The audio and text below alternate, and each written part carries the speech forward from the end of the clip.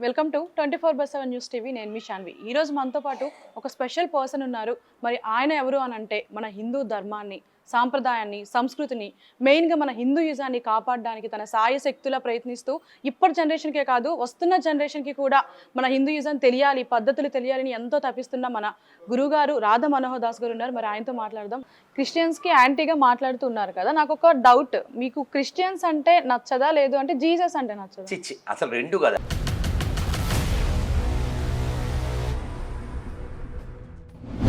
అంటే ఇప్పుడు వాళ్ళు నమ్ముతున్న దేవుడు కరెక్ట్ కాదంటారా? దీంట్లో పవర్ లేదని ఆడి చెప్తున్నాడా? మరి తినచ్చగా అంటే పవర్ ఉందని నమ్ముతున్నాడు. అంటే అంత బ్రెయిన్ లెస్. ఎంతమంది చంపినా సరే చూస్తుండడం తప్ప ప్రశ్నించే వాళ్ళు ఉండరాడా? నేను నమ్మిన అల్లాని, నేను నమ్మిన యేసుని ఇతరులు నమ్మకపోయినా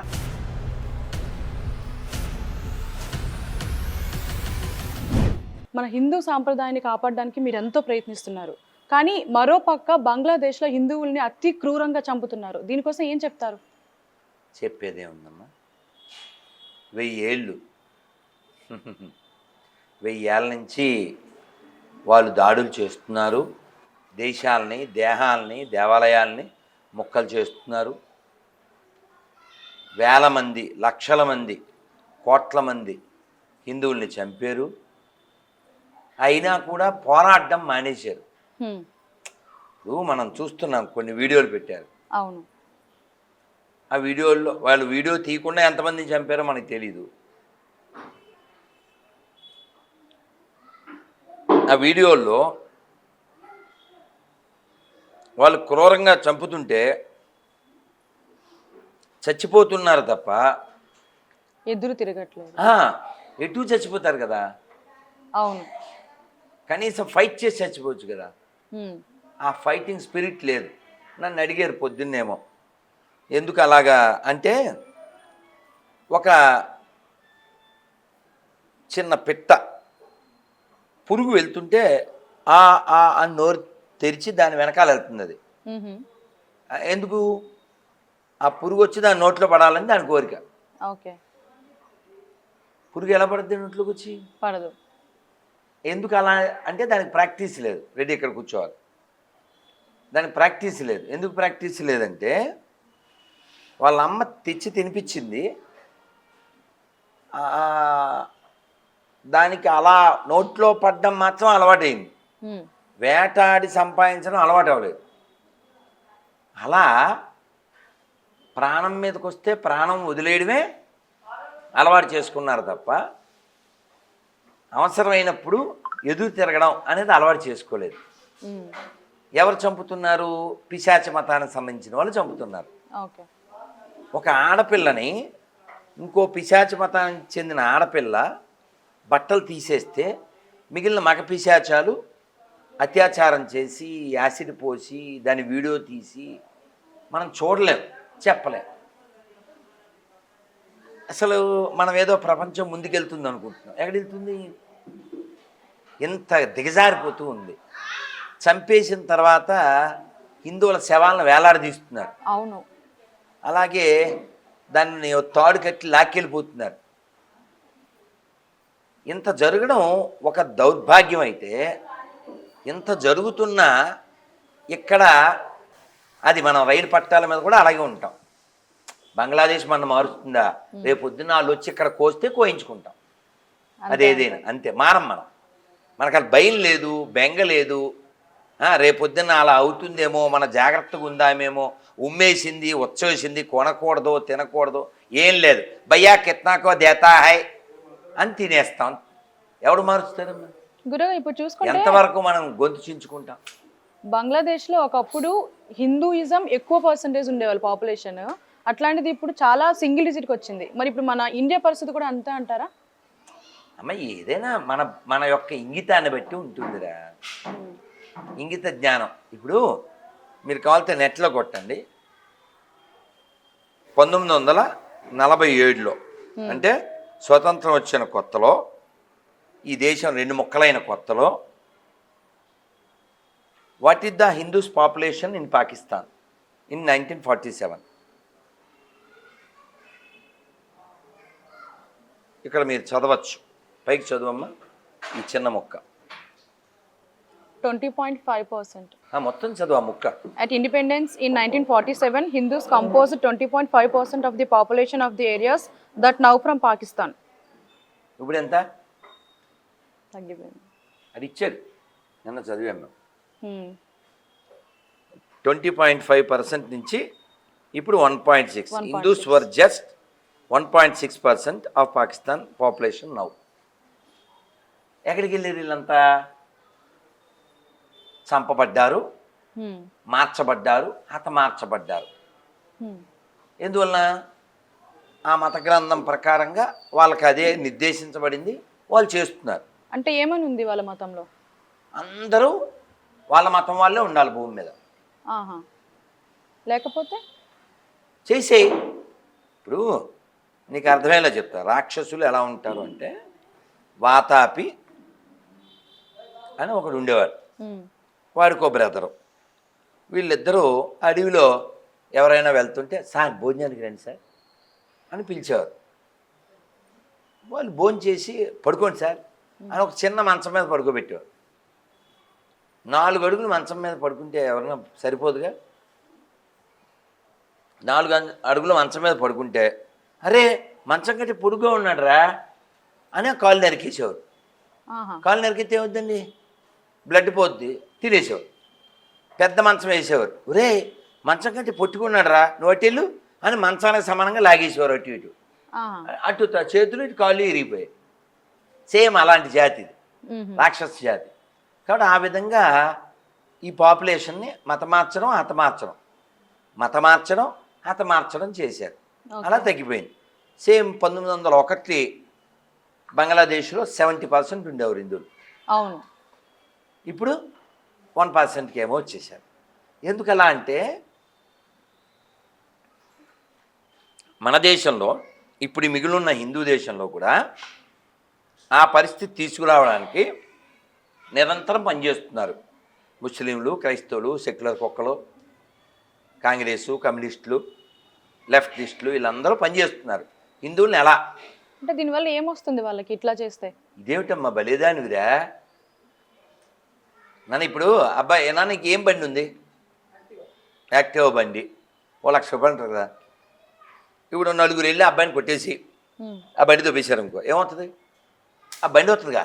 ఆ బండి వస్తే ఎంత కొద్దిగా అమ్ముకుంటే ఏదో జల్సా చేయొచ్చుగా. ఓకే. అలా మన దేశం పేరేంటి? రత్నగర్భ. దీన్ని చాలామంది దోచుకున్నారు. మ్మ్. మన దేశం ఎవరన్నా దోచుకుందేమో చూపించు. లేదు. మనకి నేర్పలేదు.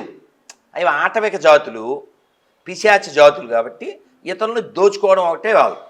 దీంట్లో దరిద్రం ఏంటంటే దానికి ఒక బుక్కు, మ్మ్. దానికి స్పిరిచువాలిటీ పేరు. దీనికంటే ఇంకా దౌర్భాగ్యం ఏమిటంటే అన్ని మతాలు ఒకటేనే మన దరిద్రులు. మ్మ్. ఈ ఎదవా భౌతికత చదవడు, బైబిల్ చదవడు, ఖురాన్ చదవడు, ఏ మతం అన్నా ఒకటే. మీరు స్వామీజీ అయ్యుండి ఇలా అనొచ్చా అంటాడు వీడు. మ్మ్. పోనీ చదివి మాట్లాడరంటే చదవడు. ఇప్పుడు ప్రమాదం వాళ్ళ వీడే కదా. అవును, మీరే. ఇప్పుడు మన ధర్మంలో ఓ మంచి అమ్మ అన్నాం అనుకో, మ్మ్. మనం సీతమ్మను చూపించగలం, డొక్కా సీతమ్మను చూపించగలం, మీ అమ్మని, మా అమ్మని, ఆ అమ్మని చూపించగలం. అదే వాళ్ళ మతంలో మంచి అమ్మని అడుగు చూద్దాం. పెద్ద గుండిసొన్న.